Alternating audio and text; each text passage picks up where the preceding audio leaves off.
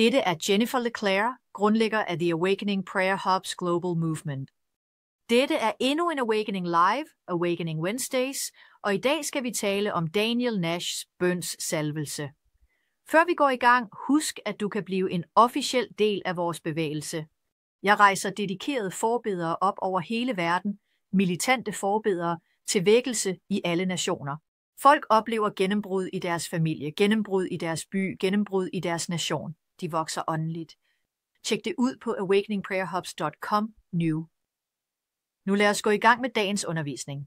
Jeg vil undervise ud fra min Intercessors Devotional, og hvis du ikke har et eksemplar af den, kan du finde den på min hjemmeside jenniferleclaire.org eller hvor end du finder bøger online.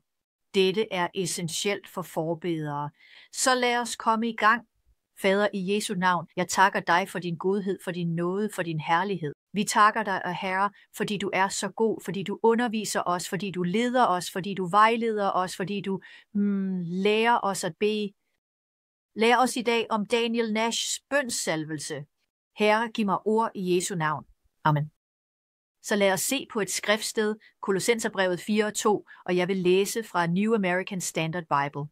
Der står, vær udholdende i bønnen, våg med taksigelse. Det vil sige, at man skal fortsætte med at bede og samtidig være opmærksom og taknemmelig. Jeg mener, det er en slags beskrivelse af Daniel Nash, som netop var kendt for sin udholdenhed og taknemmelighed i bøn. Hvis du aldrig har hørt om Daniel Nash før, så venter der dig en oplevelse. Daniel Nash havde nemlig bønnenøglerne til vækkelsen under Amerikas anden store vækkelse. Det var for meget, meget længe siden i en tid, der nu føles fjern for os, men han er blevet en sand legende i forbønnens historie. Forestil dig at have levet i 1800-tallet i en verden uden moderne teknologi, og at folk hundreder af år senere stadig taler om din forbønstjeneste og den indflydelse, du havde på så mange menneskers liv. Det er et eftermæle. Daniel Nash, ja, han havde virkelig disse bønnenøgler til vækkelsen under Amerikas anden store vækkelse, og måske kender du ikke hans navn her på jorden. Måske har du aldrig hørt om ham før nu, men hele himlen og helvede ved, hvem han er. Det er det, jeg ønsker. Jeg vil være kendt i himlen, og jeg vil også være kendt i helvede. Hvis ingen kender mig på jorden, gør det ingen forskel, så længe jeg er kendt i himlen og kendt i helvede. Hør her. Daniel Nash tjente trofast som personlig forbeder for Charles Finney. Han kunne sagtens have haft sin egen prædiketjeneste i sin egen ret.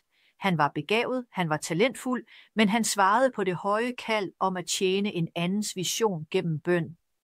Finney selvfølgelig, hvis du ikke har hørt om Charles Finney, så går han over i kristen historie som den mest berømte vækkelsesprædikant under den anden store vækkelse. Nash tog afsted i forvejen til byer, så hvis Finney bare blev ledt af Herren og sagde, jeg skal tage dertil, så ville Nash tage afsted før ham, nogle gange i flere uger, for at bede. Så hvis Finney skulle ud og prædike vækkelse, ville Nash tage afsted før ham og forberede vejen i ånden. Som historierne fortæller, var Nash kendt for at blive på sit værelse i flere dage ad gangen og gå i forbøn. Det var til tider en kamp, hvor gråd og suk kunne høres fra hans værelse.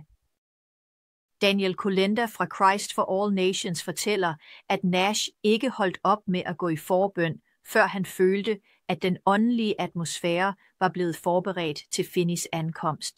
Altså i bund og grund åbnede han himlen, han brød igennem over himlen, du ved. Himlen åbnede sig, så ånden kunne komme ned, og det hjalp Finney, fordi folks hjerter, jeg mener, det var bare åbne himle. Kan du forestille dig det? Og det var en mand, nu var der en fyr ved navn Abel Clary, som han også bad sammen med. Vi taler om ham en anden gang, men her er beretningen. Dette er fra historien. Der står sådan her. Ved en lejlighed, da jeg kom til byen for at starte en vækkelse, kontaktede en dame mig, som drev pensionatet. Hun sagde, broder Finney, kender du fader Nash? Han og 2 andre mænd har været på mit pensionat de sidste 3 dage, men de har ikke fået en bid mad. Lad os stoppe der. De fastede. De havde mad, som hun ikke kendte til. Deres mad var at gøre faderens vilje. Kan du forestille dig det? Vi ser ikke meget forbøn som dette i dag. Nash, jeg ved ikke, hvem de andre mænd var, men han havde, hvor 2 eller 3 er forsamlet i hans navn, der var Jesus midt iblandt dem. 2 på jorden, der rører ved og er enige om noget som helst, det skal ske for dem. Så Nash, han forstod kraften i enighed. Nash forstod kraften i faste kombineret med bøn. Nash forstod kraften i fødselsvejr, styrken i antal. 1 kan jage 1.000 på flugt, 2 kan jage 10.000 på flugt. Hun sagde, hun, han og 2 andre mænd har været på mit pensionat de sidste 3 dage, men de har ikke spist en bid mad. Jeg åbnede døren og kiggede ind til dem, fordi jeg kunne høre dem stønne, og jeg så dem ligge med ansigtet mod gulvet. Kan du forestille dig det? Her tænker hun, hvad foregår derinde? For hun kan høre dem stønne. Hun ved ikke, hvad der foregår. Hun tror måske, at de er ved at dø, forstår du? Altså, det er ret intenst, når man går ind i fødselsvejr. Hvis du ikke har forstået kraften i fødselsvejr, så tjek min skole for bøn og forbøn på schoolofthespirit.te. Du vil finde god undervisning der. Hun sagde, jeg så dem ligge med ansigtet nedad. De har været sådan i 3 dage, liggende udstrakt på gulvet og stønnet. Jeg troede, der måtte være sket dem noget frygteligt.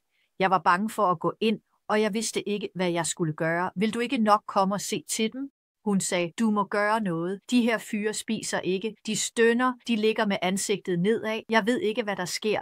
Og Finney sagde dette. Nej, det er ikke nødvendigt. De har bare en stærk ånd af fødselsvejr i bøn. Så Finney vidste præcis, hvad der foregik. Du ved, mange mennesker i dag, når folk går i fødsel, forstår andre mennesker ikke, hvad der sker. De forstår det ikke. De er ikke bevidste om det. De tror bare, det er et følelsesmæssigt problem. Eller du ved, nej, fødselsvejr er virkelig. Fødselsvejr er, når Helligånden beder igennem dig med sukke, der er for dybe til at kunne udtrykkes med ord. Så 100.000vis af mennesker blev frelst gennem Finneys evangelieprædiken, men mange indså ikke, at prædikenen var understøttet af kraftfuld forbøn. Efter Nash døde, begyndte Finneys vækkelser at dø ud sammen med ham. Hvorfor? Fordi han ikke havde det bønneskjold. Jeg er sikker på, at han stadig havde folk, der bad, men der var noget særligt ved salvelsen over Daniel Nashs liv. Han havde, efter min mening, en gennembrudssalvelse, og han åbnede ting op, måske med teamet ved sin side, måske alene til tider, men han åbnede ting op. Nu hør dette. Her er et fascinerende punkt. 4 måneder efter Nash døde, stoppede Finney med at prædike vækkelsesmøder for i stedet at blive præst i en kirke. Så snart som Daniel Nash, han lagde det bare på hylden. Han sagde, jeg rejser ikke til alle de her byer, jeg gør ikke alt det her, og så blev han bare præst i en kirke. Det er forbederens kraft. Lyt, kære venner, forestil jer, hvis I vendte jeres forbøn mod jeres by, mod jeres præst, mod jeres kirke, mod jeres nation. Vi kan gøre det her. Vi kan vende det her om. Uanset hvilket land du ser med fra, ønsker Gud at bringe vækkelse, og han vil lægge en gennembrudssalvelse på dig. Så vi ønsker den slags salvelse, som Daniel Nash havde. Det hele er Helligånden, men sådan som det manifesterede sig i Daniel Nash, var det ved fødselsvejr, ved at bryde atmosfære op, ved at forberede Herrens vej. Så lad os bede. Fader, i Jesu navn, giv os en udholdende ånd, så vi kan hengive os til forbøn for en leder for en by, så vi kan se sjæle blive frelst, kroppe blive helbredt, mirakler ske, kirker blive vakt til live, nationer blive vækket. Herre, giv os en Daniel Nash-salvelse og hjælp os til at holde vores sind rettet mod det, som er i himlen. I Jesu navn. Amen. Husk venner, slå notifikationer til. Nogle af jer har dem ikke. Du fandt dette tilfældigt. Slå notifikationer til. Vi har ugentlige undervisninger. Vi har bønneudfordringerne. Og bliv en del af bevægelsen. Bliv medlem af et hop. Støt et hop. Find et hop. Engager dig.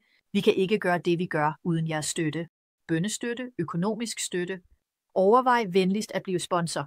Vi har folk, der venter på sponsorater over hele verden. Vi har forsøgt at oversætte alt vores materiale til alle disse forskellige sprog. Det er en stor udgift, men vi tror på, at Gud vil bane vejen, og måske er du en del af den vej. Gud velsigne jer. Vi ses næste uge til Awakening Wednesdays Awakening Live. Hele verden er i krise, og tidens tegn accelererer. Vi befinder os i et afgørende øjeblik i historien, og fjenden ved, at hans tid er kort.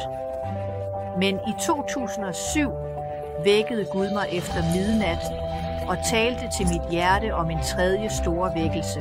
Nu er vi tættere på, end vi nogensinde har været før. Derfor kalder jeg 1 million vækkelsesorienterede forbedere til at slutte sig til mig i at rette en ny appel til himlen. Jeg kalder resterne af bønnekrigere til at samles i enhed for at skubbe mørket tilbage, som invaderer vores kirker, vores familier og vores nationer. Fjenden raser. Det store frafald er allerede i fuld gang. men Gud svarer altid uden undtagelse på forenet bøn og faste. Slut dig til mig og forbeder i over 100 nationer ved Awakening Prayer Hubs. Sammen kan vi ændre historiens gang. awakeningprayerhubs.com. Bliv en del af bevægelsen.